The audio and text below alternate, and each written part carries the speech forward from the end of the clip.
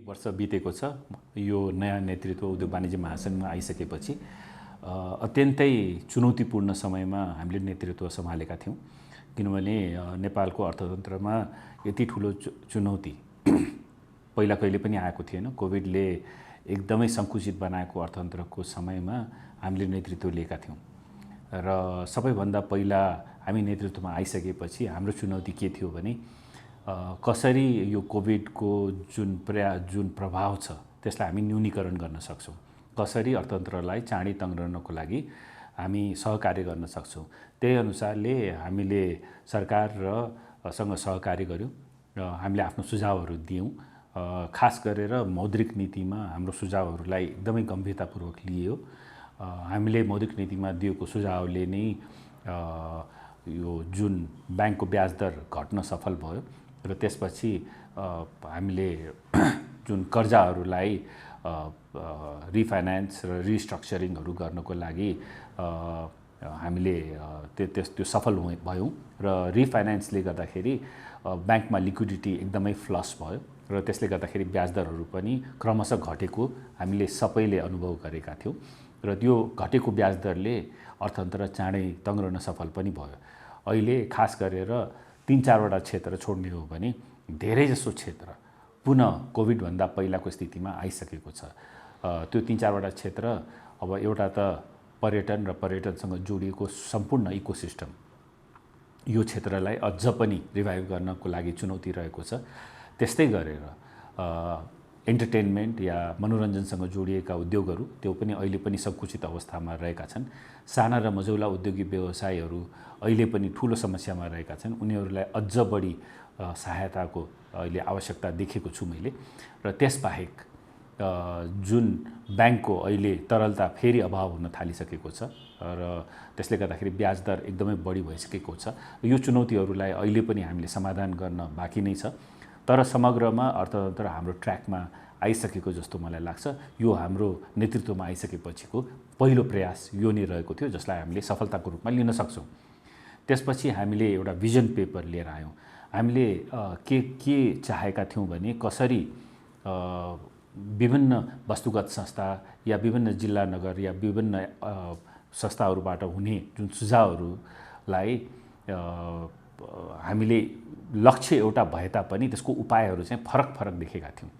हामीले के प्रयास गर्यौँ भने सबैलाई समेटेर एउटा भिजन पेपर बनायौँ। हामीले भन्नाले त्यो भिजन पेपरले सन् 2030 सम्ममा कसरी नेपालको अर्थतन्त्रलाई हामी 100 बिलियनको पुर्याउन सक्छौँ र कसरी देशमै हामीले 22 लाख युवालाई औपचारिक क्षेत्रमा रोजगारी दिन सक्छौँ र कसरी व्यापार घाटालाई आदि बनाउन सक्छौँ।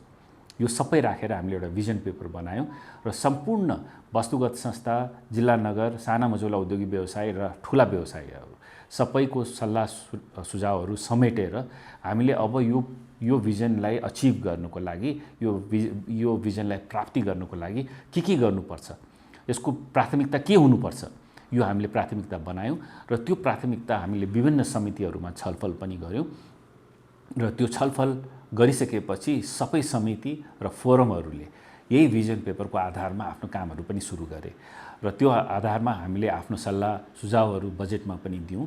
धेरै कुराहरू जुन हामीले जुन बजेटमा त्यस बेलाको बजेटमा हाम्रो सुझावहरू गएको थियो त्यो समावेश पनि भएको थियो, तर गर्नलाई अहिले पनि धेरै बाँकी छ।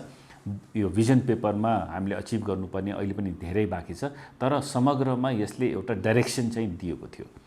कुन बाटोमा हामी गएर यो जुन लक्ष्य छ त्यो लक्ष्य हामी हासिल गर्न सक्छौँ, यो चाहिँ भिजन पेपर हाम्रो दोस्रो कुराहरू रहेको थियो। त्यसबाहेक हामीले सङ्गठन विकासमा धेरै कामहरू गरेका छौँ। हामीले भौतिक संरचनामा पनि सुधारको लागि धेरै कामहरू गरेका छौँ। अहिले तलबाट महासंघमा आउनुभयो भने भौतिक संरचनामा अहिले पनि धेरै कामहरू भइरहेका छन् र सङ्गठन विकासमा पनि हामीले काम अगाडि बढाएका छौँ र अर्को जुन विधान संशोधनको पनि हामीले अवधारणा लिएर आएका थियौँ त्यसको पनि काम अब अन्तिम चरणमा पुगिसकेको छ। आशा गर्दैछौँ यसलाई पनि हामी अगाडि पार पाउन सफल हुन्छौँ। अब यो विस्तृत विषय रहेको छ, तर यसमा रहेका केही विषयहरू मैले राख्न खोजिरहेको छु। जस्तै हामीले एउटा फोकस के गर्यौँ भने साना र मझौला उद्योगिक व्यवसायहरूलाई राहत जबसम्म हुँदैन, उनीहरूलाई हामीले बलियो बनाउन सक्दैनौँ, तबसम्म हामी समृद्धिको सपना पुरा गर्न सक्दैनौँ र मैले साना र मझौला उद्योगी व्यवसायकै फोकस गरेर राखेर पहिलो आफ्नो कुरा राख्नु खोजेँ। साना र मझौला उद्योगी व्यवसायहरूलाई सबैभन्दा ठुलो चुनौती कर्जा प्राप्ति नै रहेको छ। हामीले राष्ट्र ब्याङ्कको सहकार्यमा बेस रेटभन्दा 2% बढी लिन नपाउने भन्ने व्यवस्थाको लागि हामीले नियमको लागि राष्ट्र ब्याङ्कसँग लबिङ गऱ्यौँ। त्यो काम पनि भएको छ। त्यसको लागि राष्ट्र ब्याङ्कलाई हामी धन्यवाद पनि दिन चाहन्छौँ। यसबाहेक हामी रजिस्ट्रेसन लगायत मिसम्याचका समस्याहरू जुन थिए त्यसको समाधान गर्नको लागि पनि नीतिगत व्यवस्थाहरूको लागि हामी धेरै काम गरेका छौँ। त्यस्तै गरेर हामीले स्टार्टअप्सको लागि एउटा छुट्टै कमिटी बनाएर स्टार्टअपको लागि हामीले बजेटमै त्यसलाई राखेर नयाँ नियमावली यसको होल पोलिसी बनाउने हामीले काम सुरु गरेका छौँ। अहिले नियमावली अन्तिम चरणमा रहेको छ। त्यस्तै गरेर 1 अर्बको हामी च्यालेन्ज फन्ड बनाउनुको लागि स्टार्टअपको लागि पनि सरकारसँग लबिङ गरेर हामी सफल भएका छौँ। त्यस्तै गरेर हामीले ठुला व्यवसायीहरूको लागि पुनर्कर्जा जुन उनीहरूको लागि ठुलो चुनौती थियो, पुनर्कर्जामा हामीले राहत दिने प्रयास गरेका छौँ। त्यो पनि हाम्रो भिजन पेपर अन्तर्गतै रहेको छ। र अहिले भएका लबिङहरू जुन छन्, जुन खास गरेर देशमै कसरी लगानी बढाउन सकिन्छ, खास गरेर प्रोडक्टिभ सेक्टरमा कसरी लगानी बढाउन सकिन्छ, यसको लबिङ गर्नको लागि विभिन्न क्षेत्रहरूको लागि हामीले कन्टिन्युसली काम पनि गरिरहेका छौँ। केही कामहरू भएका पनि छन्। यो विस्तृत छ। अब यो कुराहरू चाहिँ हामीले हाम्रो वेबसाइटमा पनि राख्ने नै छौँ। अब पक्कै पनि WTOमा हामीले साइन गरेको धेरै लामो समय भइसकेको छ र यसको लाभ अरू देशले लिन सके, हामीले लिन सकेनौँ। बङ्गलादेशले यसको लाभ लिन सकेको छ। त्यसको धेरै सिको हामीले गर्न सक्थ्यौँ होला, तर हामीले त्यो गर्न सकेनौँ। खास गरेर हाम्रो निर्यात बढ्नै सकेको छैन र हाम्रो व्यापार घाटा एकदमै ठुलो चुनौतीको रूपमा अगाडि आइसकेको छ। WTOमा हामीले सधैँ गएर हामी एकदम कम्प्लायन्समा धेरै माथि छौँ भनेर आफूलाई डिक्लेयर पनि गऱ्यौँ, तर त्यसको WTOले दिएको सुविधाहरू चाहिँ हामीले कहिले पनि त्यसलाई चाहिँ लिन सकेनौँ। खास गरेर फार्मास्युटिकल इन्डस्ट्रिजहरूमा, खास गरेर निर्यात उद्योगहरूमा हामीले कुनै पनि किसिमको यसमा जुन WTOले दिएको सुविधाहरू चाहिँ लिन सकेनौँ। अब हामी ग्रेजुएसनतिर पनि जाँदैछौँ भनेपछि त्यो सुविधा हाम्रो क्रमशः घट्दै जानेछ। यसले चाहिँ चुनौती पनि लिएर आउनेछ। खास गरेर हाम्रो कमसेकम 25 देखि 30% निर्यातलाई यसले असर पार्नेछ।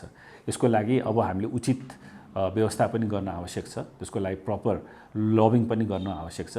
हाम्रो निर्यात कसरी बढाउने, अरू कुन एरियाजहरूलाई आइडेन्टिफाई गरेर त्यसलाई बढाउन सकिन्छ, यसमा चाहिँ हामीले सरकारसँग सहकार्य गरि पनि रहेका छौँ। यसलाई अझ पनि अगाडि बढाउन जरुरी देख्छु म।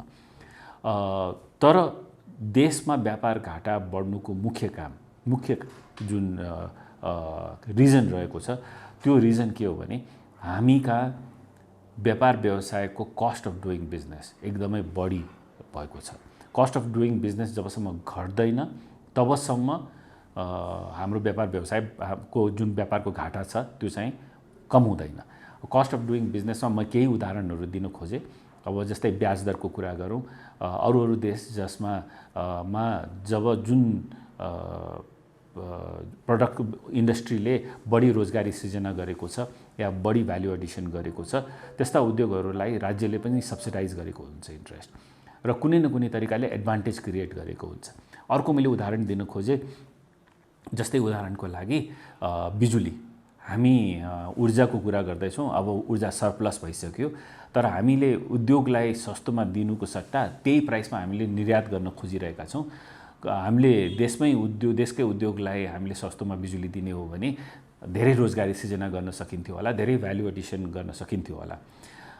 त्यस्तै गरेर श्रमको प्रोडक्टिभिटीदेखि लिएर जग्गा प्राप्तिदेखि लिएर अन्य धेरै कुराहरू छन् जसमा इज अफ डुइङ बिजनेस पनि रहेको छ।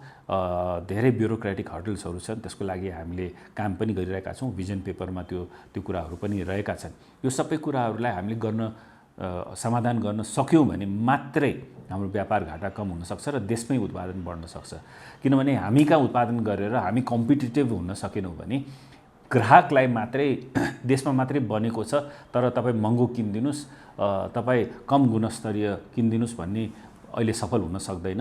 हामीले देशमै उत्पादन गर्न सक्नुपर्छ र गुणस्तरीय पनि गर्न सक्नुपर्छ, सस्तो पनि गर्न सक्नुपर्छ, अनि मात्रै व्यापार घाटा कम हुन सक्छ। र यसमा मैले एउटा कुरा थप जोड्न खोजेँ। हामी धेरै पटक हामी अति राजस्वमुखी भएका छौँ। हामीले अर्थतन्त्रमा हेर्ने दृष्टिकोण आयात गर्दाखेरि राजस्व बढी उठ्ने एउटा जुन सोच छ त्यसले डोमिनेट हामीलाई गरेको हुन्छ। तर देशमा कसरी रोजगारी सृजना गर्ने, देशमा कसरी भ्यालु एडिसन गर्ने, त्यो कहिले पनि इम्पोर्टेन्ट हाम्रो एजेन्डा भएन।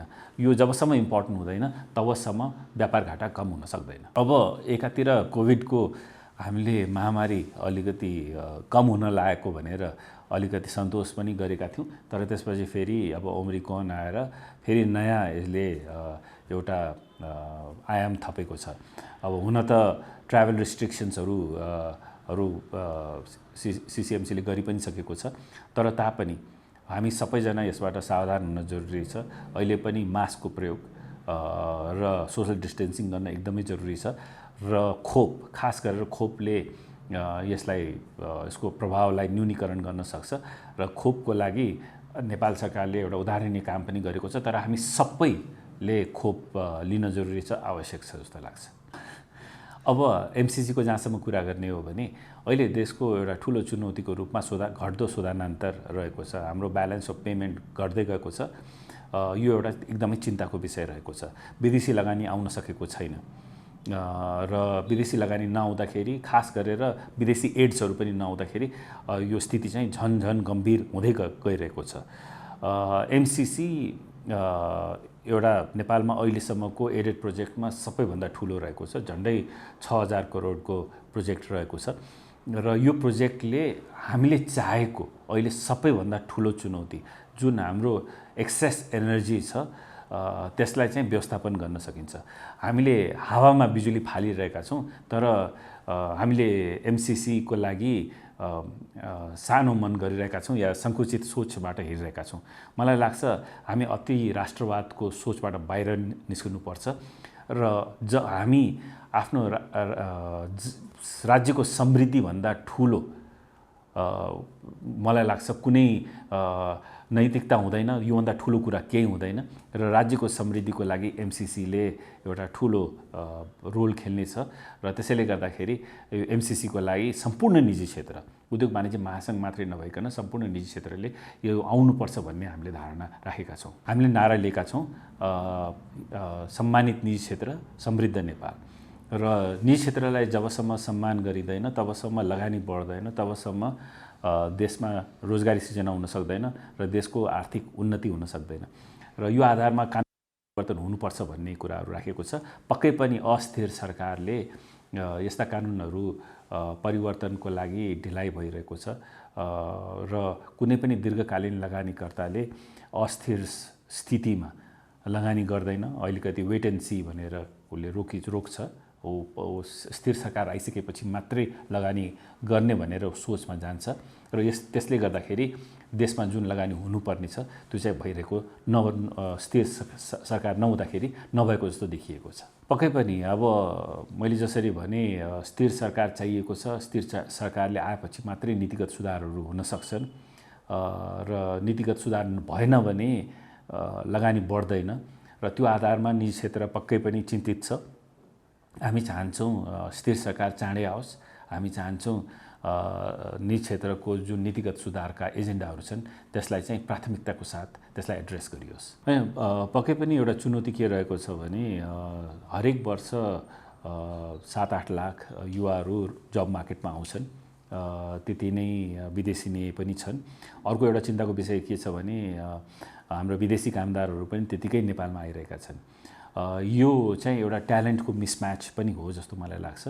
त्यसैले उद्योग वाणिज्य महासङ्घले यो नेतृत्व आइसकेपछि एउटा नयाँ कार्यक्रम जसलाई हामीले एलएमएस या इलम पनि भनेका छौँ, यो इलमले उद्योगलाई या व्यवसायलाई कस्तो मान्छे चाहिएको छ त्यसको हामीले डिप स्टडी गरिरहेका छौँ र त्यो इन्फर्मेसनलाई हामीले शिक्षा मन्त्रालयबाट सेयर गरेर विभिन्न ट्रेनिङ इन्स्टिट्युट्सहरूलाई हामी सेयर गर्नेछौँ।